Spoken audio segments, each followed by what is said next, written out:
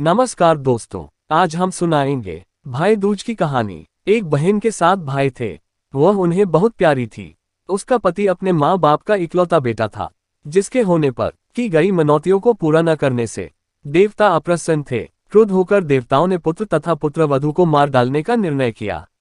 उस बहन को किसी तरह इसका पता चल गया। उसने भावी जीवन में आने वाली डहकों की कल्पना करके उपचार के तरीके सोचकर अपने भाइयों से ससुराल जाने की जिद की।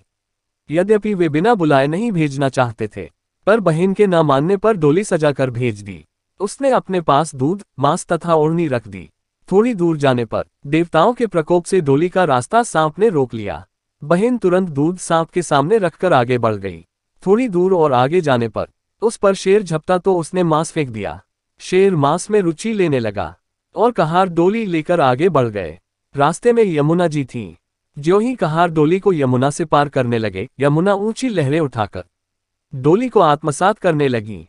बहन ने ओढ़नी समर्पित कर यमुना की लहरों को शांत कर दिया। नववधू को बिना बुलाए घर पधारी पाकर ससुराल वाले आश्चर्य में पड़ गए। बहन ने आदेश दिया कि उसके गृह प्रवेश के लिए घर के पिछवाड़े फूलों का दरवाजा बनवाया जाए। दरवाजा बना। ज्यों ही वह पार करने लगी, द्वार उस पर गिर पड़ा। फूलों का द्वार होने के कारण चोट न आ पाए। घर में प्रवेश करके उसने सबसे पहले स्वयं खाना खाने का हठ किया। खाना खाने लगी तो खाने में सुच्चा कांटा मिला, जिसको उसने डिबिया में सहेज लिया। शाम को घूमने का समय आया तो सबसे पहले उसने ही जूता पहना।